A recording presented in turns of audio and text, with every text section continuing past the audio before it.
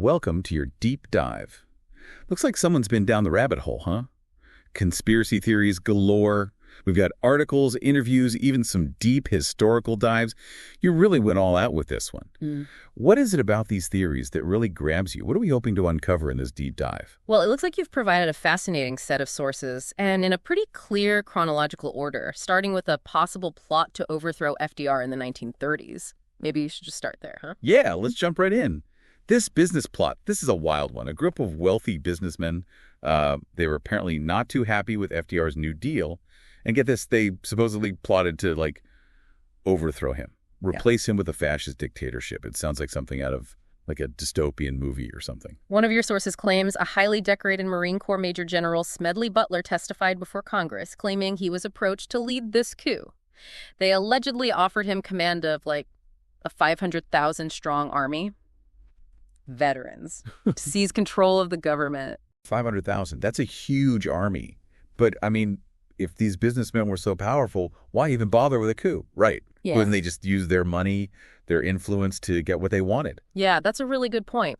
And your sources suggest that even though FDR was facing this opposition from these powerful individuals, he kept pushing forward with his New Deal programs. So maybe these businessmen felt they needed to take more drastic measures, to protect their interests. It really makes you think, about the limits of power. Even in a democracy. Could something like this even happen today? Could a group of billionaires, could they undermine a government that was democratically elected? It's certainly something to consider. Now, let's move on a bit, shall we? You've also given us quite a bit on the JFK assassination. Yes, the JFK assassination. It's one of those events that just captures the imagination. I think, honestly, almost everyone's at least a little intrigued by all the conspiracy theories surrounding it. The official story, Lee Harvey Oswald acting alone, just leaves so many unanswered questions. Well, right. And one source actually points out how statistically improbable it is that so many witnesses to the assassination died in unusual circumstances. It does make you wonder, doesn't it? And then there's the whole magic bullet theory.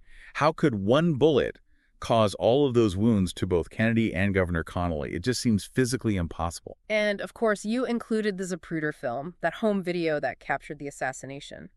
This source argues that the way Kennedy's head snaps back, and to the left means he had to have been shot from the front, which, if true, completely contradicts the lone gunman theory. Yeah, I've always found that head movement in the film so disturbing. It just doesn't look right. Right, and on top of that, you've included a source that questions the Warren Commission, the commission that investigated the assassination.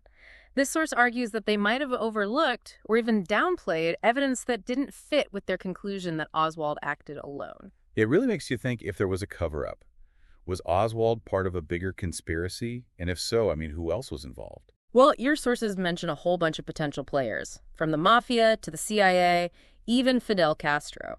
Talk about a rabbit hole. Speaking of rabbit holes, you've got some fascinating stuff on the USS Liberty incident just a few years after JFK. The USS Liberty, honestly, I'm not too familiar with that one. What happened? So in 1967, during the Six-Day War, Israeli forces attacked the USS Liberty. It was a U.S. Navy ship.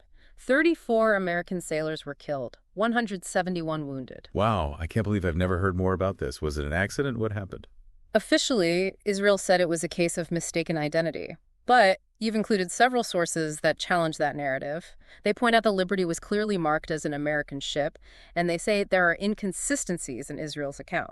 So are these sources saying it was a deliberate attack? Some of them claim that Israel attacked the Liberty to prevent the U.S. from intercepting communications that could have exposed Israeli war crimes. That's a serious allegation.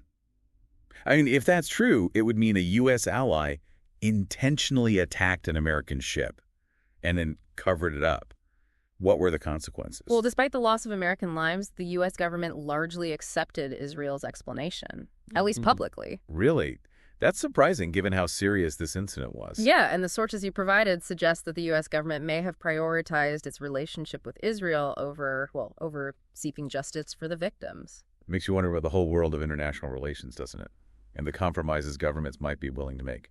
Okay, so let's shift gears a little. You also included some interesting stuff on Watergate. I'm curious to hear your take on this one. Most people accept that Nixon was guilty, but one of your sources offers a bit of a different perspective. Right. So this source focuses on Bill Murray, the actor. He's publicly questioned the credibility of Bob Woodward, one of the journalists who broke the Watergate story. Murray says Woodward fabricated stuff about John Belushi, in his book about him. Interesting. So if Woodward was willing to, like, embellish, maybe even lie about Belushi, could he have done the same with Watergate? That's exactly the question this source raises. It argues we should be skeptical of Woodward's reporting, that there might be more to the Watergate story than we know. It's a good reminder that even narratives that are widely accepted can be challenged.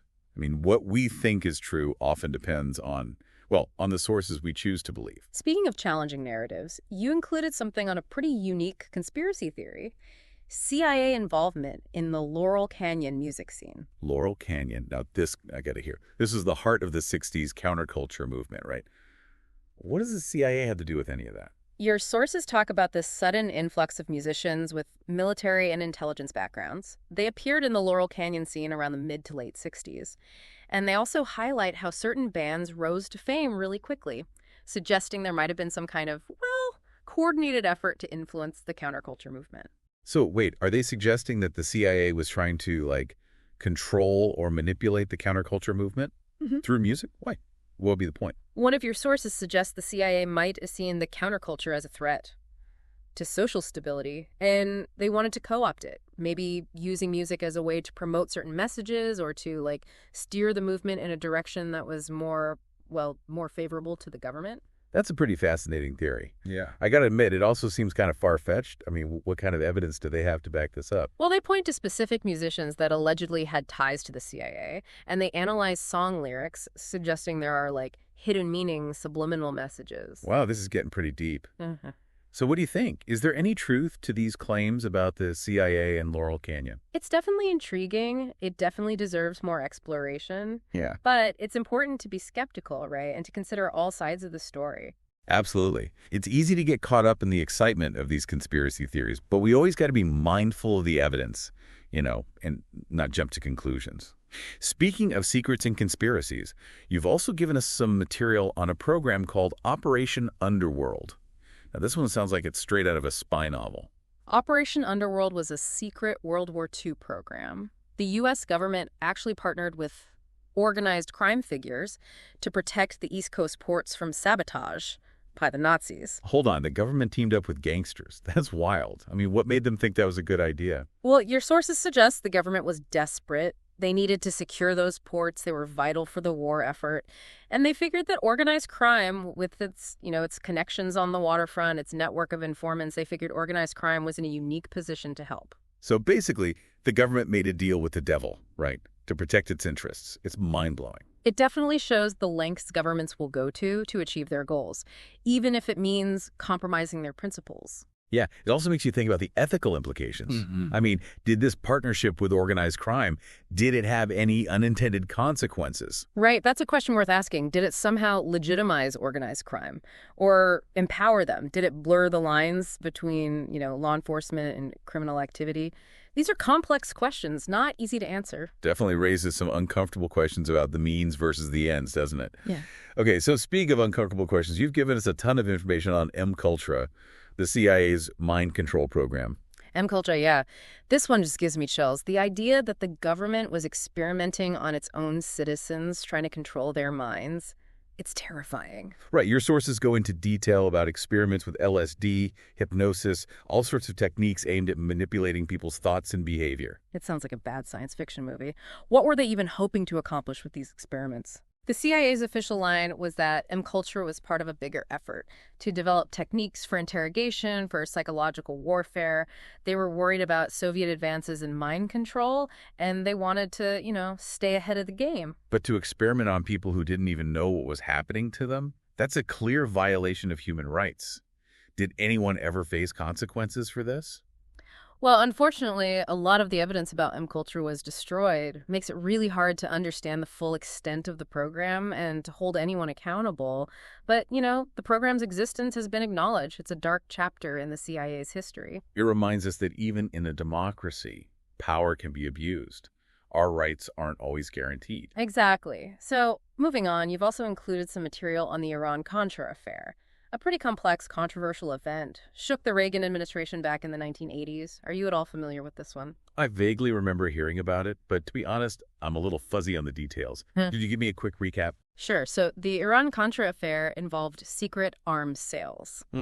to Iran, which at the time was under an arms embargo, and this was done in exchange for the release of American hostages. But here's the thing. The profits from these arms sales were then illegally diverted to fund the Contras. That's the rebel group that was fighting the socialist government in Nicaragua. Wow, so the U.S. government was secretly selling weapons to a country they were officially opposed to, and then using that money to fund a secret war. That's incredibly shady. Who was behind this whole thing? Well, your sources point to some high-ranking officials in the Reagan administration, Lieutenant Colonel Oliver North being a key player. What were they thinking? This whole operation seems incredibly risky, reckless even. Well, it seems their main motivation was to free those American hostages and to support the Contras, who they saw as, freedom fighters against communism in Central America. Yeah, but to do all of that by breaking the law and deceiving Congress, that's a major breach of trust. Absolutely. And the Iran-Contra affair had a huge impact on American politics. It really eroded public trust in the government and raised a lot of questions about the accountability of those in power. It's a classic example of how even good intentions can have unintended consequences, sometimes very harmful ones. Okay, so I see you've also included some information on the Oklahoma City bombing, a horrific act of domestic terrorism. It shook the entire nation back in 1995. Officially, Timothy McVeigh was responsible. But some of your sources seem to challenge that conclusion. You've highlighted one source in particular. It really questions the official account of the bombing. Suggests there might be more to the story. What kind of evidence does this source provide? Well, it mentions the alleged presence of undetonated bombs. They were found inside the building, the Alfred P. Murrah Federal Building, which means there might have been a more complex plot. Maybe multiple bombs, maybe more perpetrators than just McVeigh. Interesting. So they're suggesting McVeigh may not have acted alone. That's one interpretation, yeah. This source also raises questions about about his motives, his mental state. It even suggests that he might have been manipulated, or even framed as a patsy. This is getting really intriguing. Every conspiracy theory we look at just leads to more questions. Makes you wonder if we can ever truly know the truth about anything. That's a deep thought. These conspiracy theories really force us to think about the limits of what we know, and the possibility that there might be forces at play that we don't fully understand. It's fascinating and unsettling, to be honest. Okay, so we're getting close to the end of part 1 of this deep dive. Before we wrap up, I want to touch on one more topic you've included a lot on 9/11. Ah, yes. 9/11, the day that changed everything. Everyone knows the official narrative, but you've given us some sources that raise questions about what happened, especially about the collapse of the World Trade Center towers, Building 7 in particular. Building 7. Oh, right. That's the skyscraper that collapsed hours after the Twin Towers fell. I remember seeing the footage, but I never really questioned the explanation for it. Right. Well, you've got a source here that argues Building 7's collapse was too fast, too symmetrical, couldn't have been caused by fire alone. They say it looks more like a controlled demolition. A controlled demolition? You mean like they do when they intentionally implode a building? But why would anyone do that? That's the million-dollar question, isn't it? This source suggests Building 7 might have been intentionally brought down to cover up evidence of a larger conspiracy. Wow, that's a pretty bold statement. What evidence do they have to back that up? Well, they talk about eyewitness accounts, people who say they heard explosions in the building before it collapsed. And they mention demolition experts who have doubts about the official explanation. This is getting really deep. It seems like the deeper we go into these conspiracy theories, the more questions we have. I can't wait to continue this in part 2. Feels like we just scratched the surface of 9/11 there. And you've given us so much more to dig into, including some stuff on the opioid crisis. Seems like a bit of a jump from 9/11, though. Is there a connection you see? Well, one of the sources I found suggests a possible link between the opioid crisis and, the U.S. occupation of Afghanistan. It highlights this news report showing U.S. troops guarding poppy fields in Afghanistan, which is, where a lot of the world's opium comes from. Ah, I see where you're going with this. So this source is implying that the U.S. government, while publicly fighting this war on drugs, might actually have been involved in or even profiting from the opium trade. Exactly. It's a pretty disturbing thought, isn't it? That our own government might play a role in fueling this epidemic that's caused so much pain. Raises some tough questions about the reasons behind the war in Afghanistan and the role of the U.S. in the in the global drug trade. And speaking of powerful forces with hidden agendas, you also included some material on the Jeffrey Epstein case. This one's just so disturbing. It's hard to believe someone like that could operate so freely for so long. You've given us sources that go way beyond the headlines, digging into Epstein's connections to really prominent figures like Bill Clinton, Prince Andrew, Leslie Wexner. They raise questions about, well, about who else might have been involved and why he got off so easy with the authorities. Right. It's like there was a deliberate effort to protect him. And some of these sources suggest he might have been more than just, a wealthy pedophile. They say he may have been an intelligence asset, used to compromise powerful people with blackmail. That's a chilling thought, to think someone could use their wealth and influence to create this, network of powerful people and then exploit them for their own shady purposes. It's like something out of a spy thriller, except this was real life. Yeah. And speaking of things that seem too crazy to be true, we can't talk about conspiracy theories without talking about COVID-19. This one really seems to have unleashed a whole Pandora's box of conspiracy theories. Absolutely. The pandemic has been a breeding ground for misinformation and, just wild theories, fueled by uncertainty, fear, and distrust in authority, all totally understandable. Yeah, and the sources I've included here really challenge the mainstream narrative. They question everything, from the origin of the virus to the effectiveness of lockdowns and even the safety of the vaccines. It's interesting that you've included sources from both sides of the spectrum here, those that downplay the severity of the virus and those that promote alternative treatments, and question the motives of public health officials. I wanted to be sure to present a balanced view, even if some of these views are controversial. Ultimately, it's up to the listener to weigh the evidence and decide for themselves what they believe. I agree. It's so important to consider all sides of the story, to critically evaluate the information we encounter, especially in a situation like this. Yeah, especially when it comes to something as complex and, rapidly changing as a pandemic.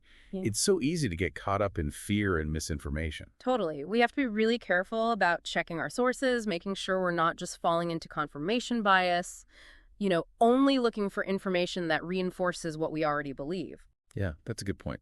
It's easy to get stuck in these echo chambers, especially online, where we're constantly bombarded with information that just validates our own worldview. Now, you also included some stuff on climate change. Seems a bit off topic compared to the other conspiracy theories we've discussed. What made you include this? Well, one of your sources argues that climate change is a hoax, a fabrication designed to control the population and to transfer wealth from, richer countries to poorer ones. That's a common perspective in certain circles, yeah. But it's important to point out that the vast majority of scientists agree that climate change is real and that it's caused by human activity. I understand that. I just thought it was important to present this viewpoint as well.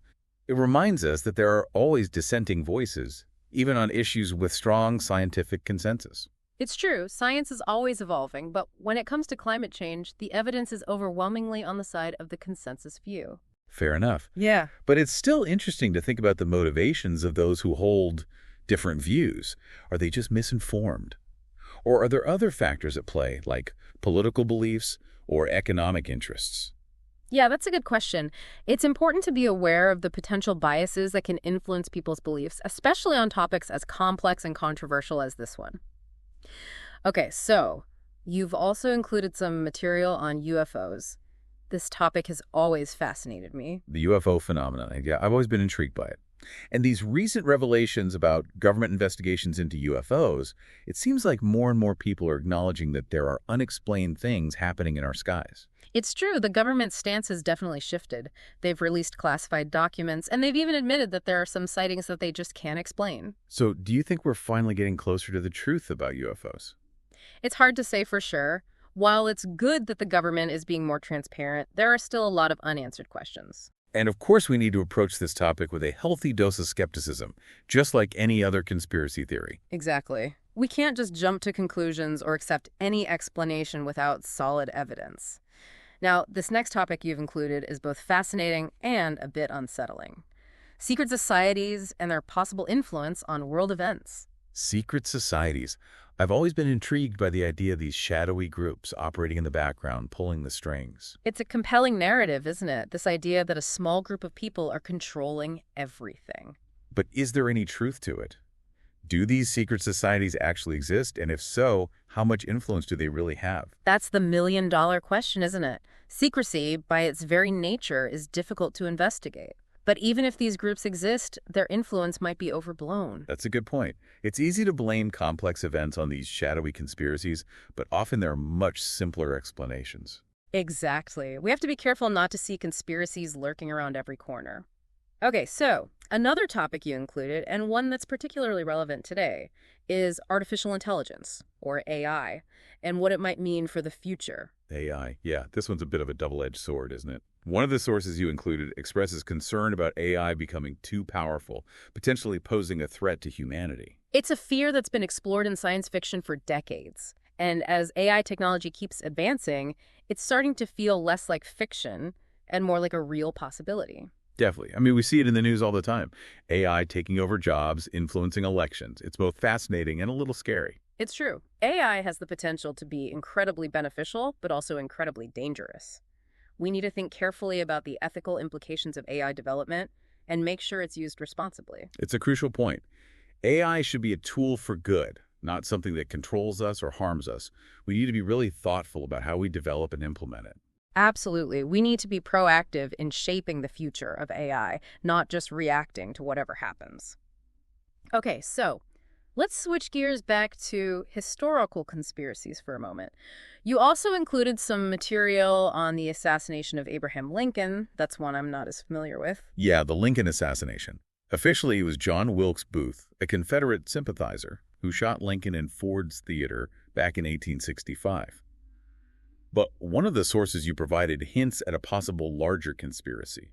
Interesting. What kind of evidence do they present? Well, they point to inconsistencies in eyewitness accounts.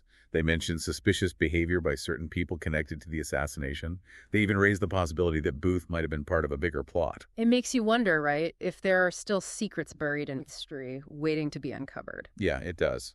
History is often a matter of interpretation, after all. And new evidence can always surface that challenges what we thought we knew. So, in a way, history itself could be a bit of a conspiracy theory. That's a great way to put it. We should always be open to new information and be willing to, revise our understanding of the past. Okay, so another topic you included that's super relevant today is government surveillance and the erosion of privacy. This one's a bit close to home for me. I'm definitely getting more and more concerned about how much data is being collected on us, by both governments and corporations. You've got a source here that goes deep into government surveillance programs, like the NSA's PRISM program, which collects tons of data from internet companies. It's kind of creepy to think about, Oh, yeah. that our every move is being tracked and recorded. What does it mean for our privacy, for our freedom? It's a tough question. On the one hand, I get it. Government surveillance can be a useful tool for national security and, law enforcement. But on the other hand, it's a slippery slope. It raises serious questions about the right to privacy and the potential for abuse. It's a delicate balance. Yeah. And something we need to be really watchful of, Yeah. especially with the rapid advancement of technology. Absolutely. We need to be aware of the risks of government overreach and fight for policies that protect our privacy. Okay. Shifting gears completely, you've included something on the disappearance of Amelia Earhart. Amelia Earhart. Ah, yes. One of history's greatest mysteries. The official explanation is that she and her navigator, Fred Noonan, ran out of fuel and crashed somewhere in the Pacific in 1937. But you found a source that presents a different theory. Right. This source suggests that Earhart and Noonan might have actually landed on a remote island and were taken prisoner by the Japanese. Now that's interesting. Is there any evidence to support that theory? Well, this source mentions eyewitness accounts, people who claim to have seen Earhart and Noonan after they disappeared. And there's also talk of radio signals that might have come from their plane. It's a tantalizing idea, isn't it? Yeah. That Amelia Earhart might have survived that flight, but lived out her days in captivity. Adds another layer to an already fascinating mystery. Okay, so now for something a little different. You've included some material on psychic phenomena, something I know many people consider to be fringe science. Psychic phenomena, yeah. I've always been a bit skeptical. But I'm open to the idea that there might be things about the human mind, its potential, that we just don't fully understand. That's a fair point. There's still a lot we don't know about the brain. Your source talks about the work of parapsychologists. These are scientists who study claims of extrasensory perception, telekinesis, all those kinds of psychic abilities. Right. So, do they have any evidence to support these claims? Well, they've done experiments, but the results have been pretty mixed and often hard to replicate. So while it's an interesting area of study, we need to approach it with a critical mind and demand solid scientific proof. Absolutely. It's easy to get carried away by the idea of the paranormal, but we always have to remember the importance of evidence-based reasoning. Okay, so another topic you've included that's very timely is the rise of conspiracy theories about the war in Ukraine. Ah, yes. The war in Ukraine. It's truly tragic what's happening there. And it's been so disheartening to see how misinformation and propaganda are being used to manipulate people's understanding of the conflict. Yeah, I've been following it closely too, and it's really concerning. One of the sources you included talks about all these different theories that are circulating about the war, like that it's staged or that Ukraine is secretly developing bioweapons, even that the U.S. is orchestrating the whole thing for its own geopolitical goals. It's really alarming how quickly these theories can take hold, even when there's so much evidence to the contrary, and how they can be used to justify violence and hatred. It's a reminder of how important it is to be critical of the information we consume, especially in times of conflict. Emotions run high, and it can be hard to separate fact from fiction. Absolutely. We have to be careful not to fall prey to propaganda and disinformation, and to be wary of sources that push unsubstantiated claims. Now, this next one is a bit of a classic conspiracy theory. The assassination of Martin Luther King Jr., a truly tragic event that still resonates today. Right. The official narrative is that James Earl Ray, a racist fugitive, shot Dr. King in Memphis back in 1968. But you've highlighted a source that suggests a possible wider conspiracy. Yeah, it's a very sensitive topic, but I thought it was important to include. This source points to inconsistencies in the official account, questions the behavior of some law enforcement officials, and even raises the possibility that Ray might have been a patsy, set up to take the fall. It's a really disturbing thought, isn't it? That someone could get away with murdering one of the most important figures in the civil rights movement, and that maybe there were powerful forces at play that wanted to silence him. It's a reminder that even when justice appears to be served, there might be hidden truths that never come to light, and that the fight for justice is never truly over. So let's move on to something a little lighter, shall we? You've included some material on a topic that's, well, it's certainly captured the imagination for centuries: time travel. Time travel. Who hasn't dreamt of traveling through time, visiting the past, seeing the future? It's the ultimate escape, isn't it? Absolutely. You've included a source that dives into the theoretical possibility of time travel, based on Einstein's theory of relativity. Of course, it gets pretty complex, but the basic idea is that time isn't absolute. It can be warped and twisted. Right. So maybe, just maybe, traveling through time isn't as far-fetched as we might think. Well, it's still very much in the realm of theory. There's no scientific evidence to suggest it's actually possible, at least not yet. But that doesn't mean we can't explore the idea, right? Of course not. It's important to keep an open mind, to be willing to consider new ideas, even if they seem out there.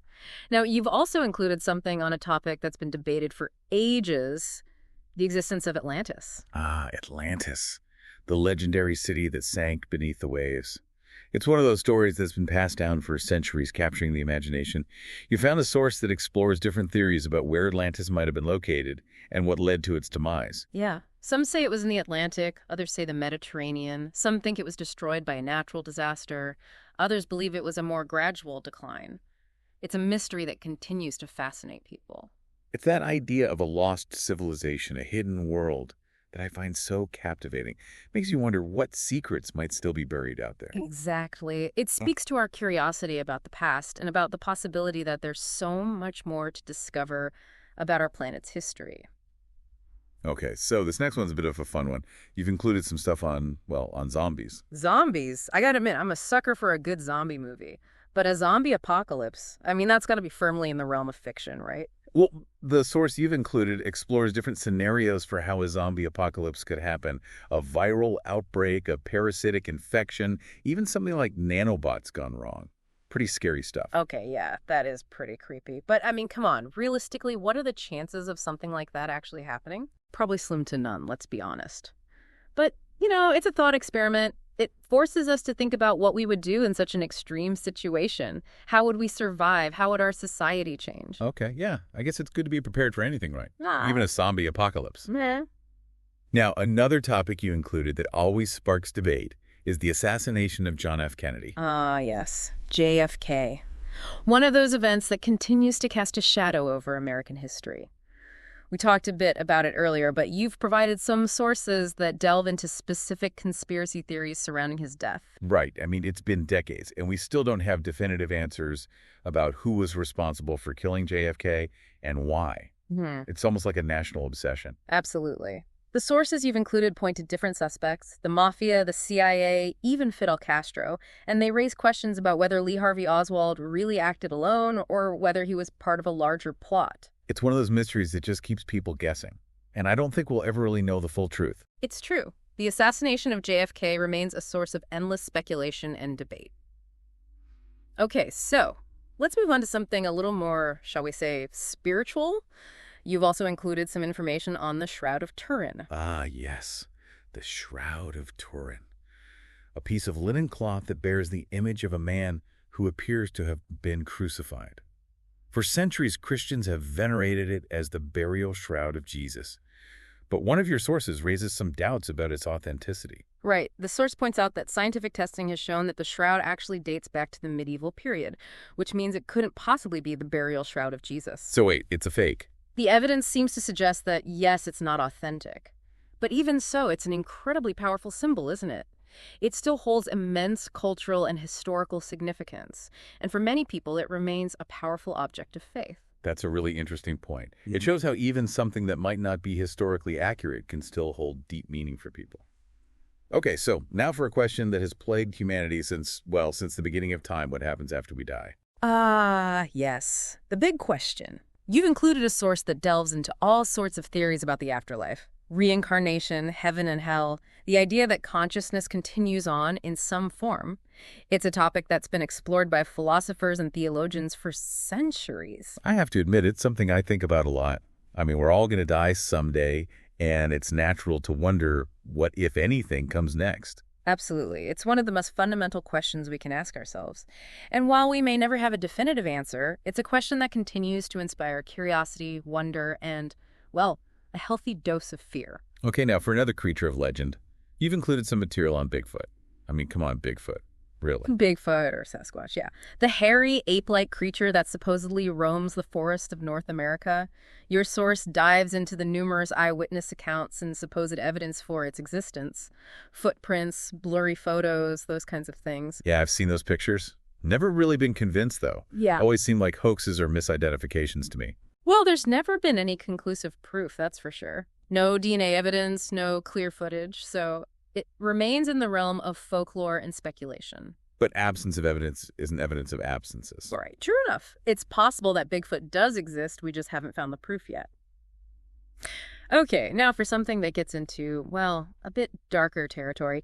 You've included some information on demonic possession? Demonic possession. Yeah, that's definitely one of the creepier topics we've covered today. I have to admit, I've always been a bit skeptical, but I've heard some pretty chilling stories.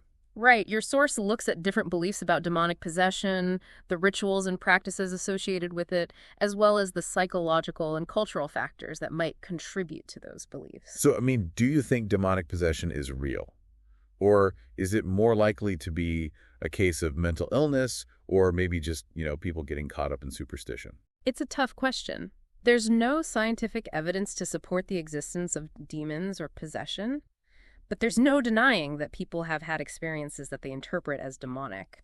So it's important to be open to different perspectives and to consider all possible explanations. Yeah, that makes sense. Okay, so speaking of things that go bump in the night, you've also included some material on ghosts. Ah, yes. Ghosts, or spirits, apparitions, the souls of the dead who haven't quite moved on. Your source explores different beliefs about ghosts, the ways people try to communicate with them, and the cultural and psychological factors that contribute to those beliefs. I gotta admit, I've always been fascinated by ghost stories. It's that idea that we might be able to connect with the dead, It's both intriguing and a little scary. Totally. There's something inherently mysterious and alluring about ghosts. But, like with demonic possession, there's no real scientific evidence to support their existence. So are you saying ghosts don't exist? I'm saying we haven't found any definitive proof. But that doesn't mean they don't exist. Maybe we just haven't figured out the right way to detect them yet. Okay, so back to aliens for a moment. You included something on government cover-ups of UFO sightings? Yeah, government cover-ups, I mean, it's one of the most persistent conspiracy theories out there, right? Mm-hmm. That the government is hiding evidence of alien contact. But honestly, it's hard for me to believe they could keep something like that secret for so long. You're right. It would be incredibly difficult to keep something like that under wraps. But, the government does have a long history of keeping secrets. And maybe they have a good reason for doing so in this case. At least that's what the source you provided argues. What kind of reasons? Well, they suggest it could be to prevent mass panic or to protect national security. Or maybe they're just waiting for the right time to reveal the truth to the public. Who knows? It's definitely a topic that sparks a lot of speculation. Okay, so another lost civilization that you included is El Dorado. Oh, El Dorado. The legendary city of gold. It's a story that has captured the imagination of explorers and treasure hunters for centuries. You've got a source here that explores different theories about where El Dorado might have been located and what happened to it. Yeah, the idea of a city made entirely of gold is pretty irresistible, isn't it? Makes you wonder if there really are lost cities and hidden treasures out there just waiting to be discovered. Absolutely. It speaks to our sense of adventure and our desire to uncover the mysteries of the past. Now, this next one's a bit of a scary one. You've included some stuff on global pandemics that could wipe out humanity. Oh, yeah. After what we went through with COVID, this one hits close to home. Oh. I mean, it's terrifying to think about a pandemic that could potentially wipe us all out. Yeah, your source talks about how something like that could happen, a viral outbreak, a bioterrorist attack, even something like antibiotic resistance spiraling out of control. Pretty bleak stuff. It's definitely a reminder that we're not invincible as a species and that we need to be prepared for the unexpected. Exactly. We have to be proactive in preventing pandemics and in developing ways to respond effectively if one does occur. Okay, so another assassination that you included is the one of Robert F. Kennedy. RFK. Yeah. Yeah, another tragic loss. And another event shrouded in controversy. Officially, it was Sirhan Sirhan, a Palestinian immigrant who shot RFK in Los Angeles back in 1968. But one of your sources suggests there might be more to the story. Right. This source raises questions about whether Sirhan Sirhan really acted alone or whether he was part of a larger conspiracy. They point to inconsistencies in the evidence, witness accounts that don't quite add up. It's a case that continues to be debated even today. Yeah, it's hard to believe that it's been so many years, and we still don't have definitive answers about who killed RFK and why. Like with JFK, it feels like there are pieces of the puzzle missing. It's true. The assassination of RFK, like that of his brother, remains a source of speculation and controversy. Okay, so now for a question that's as old as humanity itself. Are we alone in the universe? The possibility of life on other planets. Ah, yes. This one never gets old. And it seems like there's more and more evidence suggesting that we might not be alone, right? Yeah, your source talks about all the factors that make a planet habitable and about the challenges of searching for life beyond Earth. And with all the new telescopes and technologies we're developing, it feels like we're getting closer and closer to answering that question. I have to admit, I find it hard to believe that in this vast universe with billions of galaxies and stars, we're the only ones here. It's a humbling thought, isn't it? And one that really sparks the imagination. While we haven't found definitive proof of extraterrestrial life yet, the search continues, and it's one of the most exciting frontiers of scientific exploration. Absolutely. Okay, now for another creature of the night, vampires. I mean, I know they're not real, but there's something about the vampire myth that's so enduring. Vampires, yeah, they've captured our imaginations for centuries. You've got a source here that explores the different myths and legends associated with vampires, the whole blood-sucking, immortal, undead thing. So, I mean, where did these stories come from? Were they based on anything real? Well, probably not in the way we think of them today. But your source mentions some real-life conditions that might have contributed to the vampire myth. Porphyria, for example. It's a rare blood disorder that can cause sensitivity to sunlight and even make people's gums recede, making their teeth look more prominent. Wow, that's pretty creepy. I can see how people might have mistaken that for vampirism back in the day. Okay, so another conspiracy theory that's always been around is government mind control. Right, mind control.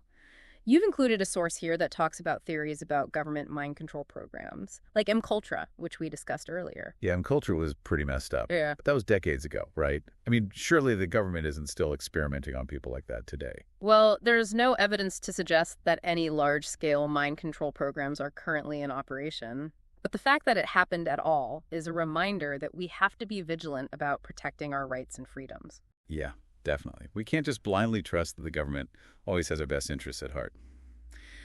Okay, so this next one is about the search for eternal youth, the fountain of youth. Ah, the fountain of youth. It's a myth that's been around for centuries. A magical spring that's supposed to restore youth to anyone who drinks from it. You've got a source here that looks at different theories about where the fountain of youth might be located and what might make it work. Yeah, the idea of never growing old is pretty appealing, isn't it? But I guess it's more of a metaphor for our desire to stay young and healthy. Absolutely. The fountain of youth might be a myth, but the quest for longevity is a real thing. And with advancements in medicine and technology, who knows what the future holds? Okay, so now for something a bit more sobering. You've included some material on the possibility of a nuclear war. Ah, yes, the ultimate nightmare scenario. Your source talks about the devastating consequences of a nuclear war. The loss of life, the environmental destruction, the potential for a nuclear winter. It's a truly terrifying prospect. Yeah, it's hard to even comprehend the scale of destruction that a nuclear war would cause. It's a reminder of how fragile our civilization really is. Absolutely. And it underscores the importance of diplomacy, of arms control, of doing everything we can to prevent such a catastrophe from happening. Okay, so another assassination that you included is the one of Malcolm X. Right. Malcolm X, a powerful voice in the civil rights movement and a controversial figure. He was assassinated in New York City in 1965. Officially, 3 members of the Nation of Islam were responsible. But you've included a source that raises questions about whether that was the whole story. Yeah, it's a case that's been clouded in suspicion and controversy for decades. This source suggests that there might have been a wider conspiracy involved, maybe involving law enforcement or intelligence agencies. It's a tragedy that continues to raise questions about race, justice, and the fight for equality in America. And it's a reminder that sometimes, even when the perpetrators are identified, the full truth remains elusive. Okay, so now for a topic that really stretches the imagination: parallel universes. Parallel universes. This is one of those concepts that just blows my mind. The idea that there might be other versions of ourselves out there living different lives in different dimensions. It's both fascinating and a little unsettling. I agree.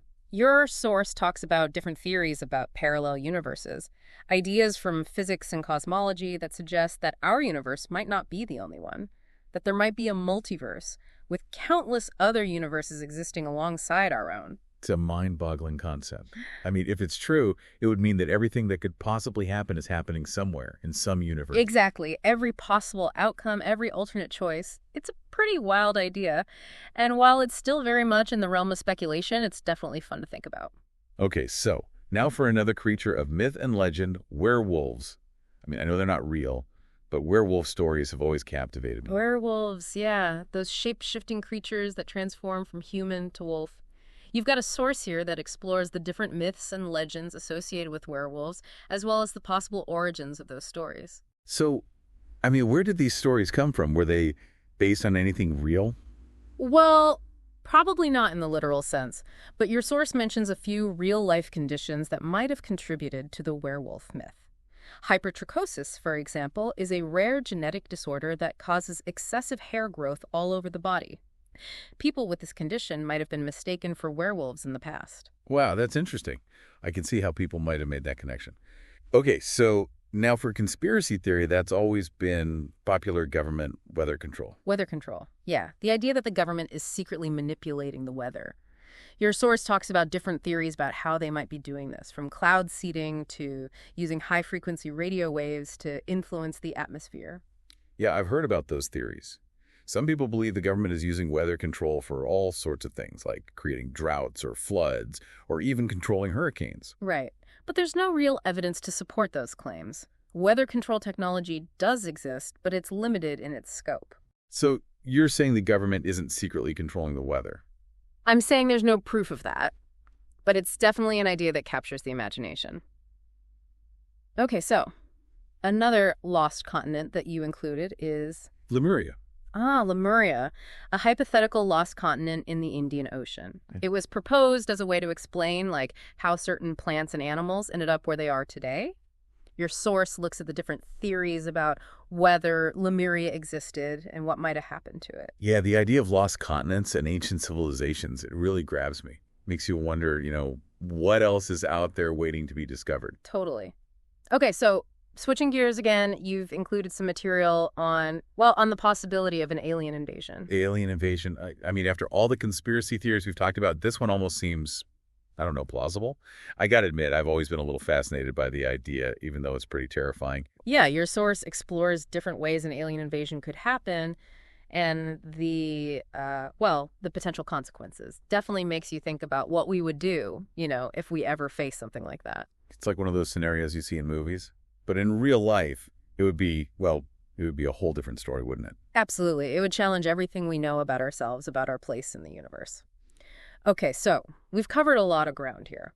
We've talked about everything from government cover-ups to secret societies, ancient mysteries, even aliens and zombies. What's the one thing that stands out to you from all these conspiracy theories? That's a tough one. I mean, there's so much to think about. But I think the biggest takeaway for me is just how much we don't know and how much of what we think we know is based on, well, on belief rather than hard evidence. That's a really good point, and it highlights the importance of, critical thinking, questioning everything, being open to different perspectives. Yeah, exactly. We can't just accept everything we hear at face value. We have to do our own research, think for ourselves, and come to our own conclusions. And, even when we do all that, there's still a chance we might be wrong. But that's part of the journey, isn't it? The search for truth is an ongoing process. Absolutely. Well, I think we've just about reached the end of our deep dive into the world of conspiracy theories. It's been a fascinating journey, hasn't it? It really has. Thanks for guiding us through this rabbit hole. My pleasure. Always happy to delve into these mysteries. So, any final words of wisdom for our listeners before we sign off? Keep an open mind, question everything, and don't be afraid to go down the rabbit hole yourself. Just be sure to come up for air every once in a while. Great advice. Thanks again for joining us on this deep dive. And to our listeners, until next time, keep seeking the truth.